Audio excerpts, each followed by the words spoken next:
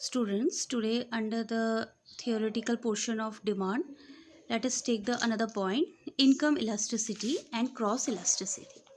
First of all, let us discuss the income elasticity, what it explains. In economics, the cross elasticity of demand or cross price elasticity of demand measures the responsiveness of the quantity demanded for the good to a change in the price of another good. Or, in short, you can say the responsiveness of one variable to change in another. Income elasticity. Income elasticity, what it explains? How a change in price of one good affects the quantity demanded of another good when these goods are either substitutes or complements.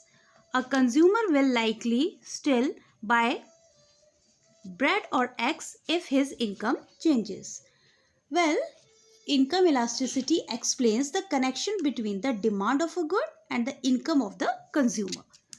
On the other hand, if we talk about the cross elasticity, the formula says percentage change in quantity of one good when it is divided by percentage change in the price of one good, then the changes are known as the cross elasticity.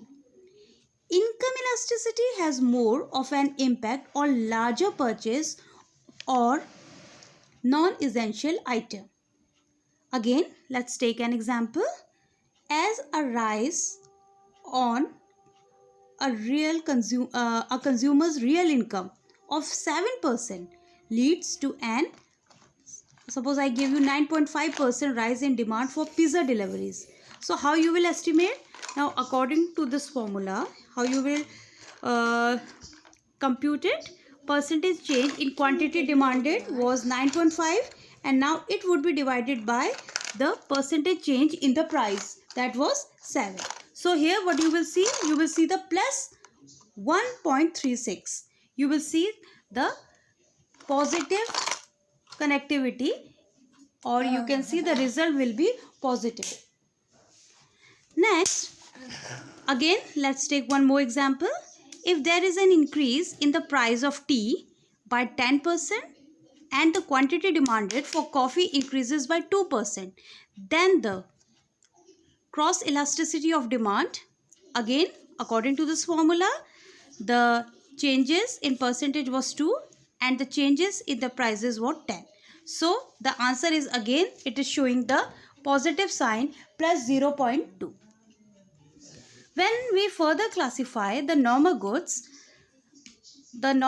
are classified into two parts. One is luxury and another one is the essential goods. Luxury goods says when the demand is more than one, then it comes under the category of luxury goods. And essential goods, if the demand is less than one, then we say those are the essential goods. Now let us take some examples of luxury goods.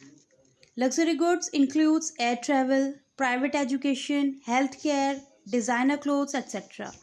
While essential goods, or also known as the normal necessities, fresh vegetables, cheese, fruit juice, rail travel, FMCGs, etc. Now there is one more category if we add, that is known as, all of us know, that is called the inferior goods. Inferior goods are the cheap snacks, the cheap oils, value owned brands, bus travels, etc. Why we are taking these normal goods? We are taking these normal goods just to check the elasticity. How the elasticity changes according to the price and according to the consumer's income. Next, students,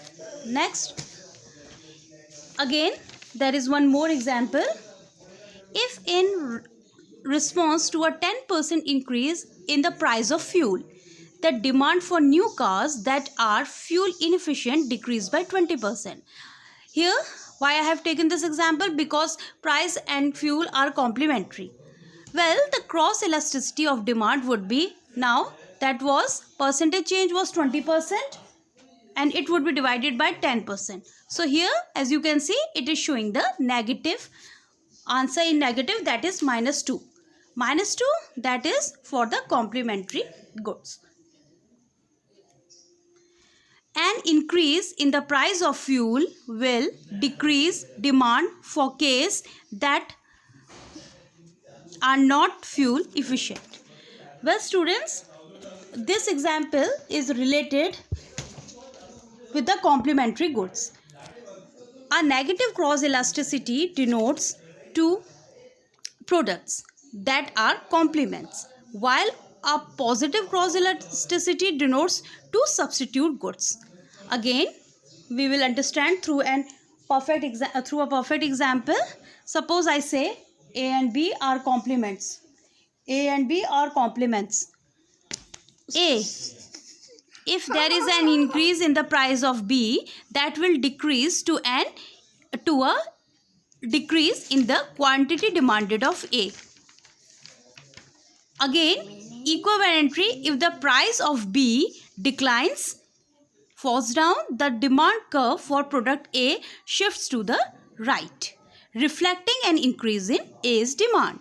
This example is apt for the complements goods. Well, now, in short, students, there are numerous factors that impact these changes. Why? There are many factors behind those, including the number of producers, ease of switching, time period, etc. And why this income elasticity is useful? It is useful to study relationship between changes in prices and total revenue, to determine the tax revenue, analyzing the time lags in production, and last, to influence the behavior of a firm. Well, in this chapter, we just learn about the income elasticity, how the changes in income and how the changes in the demand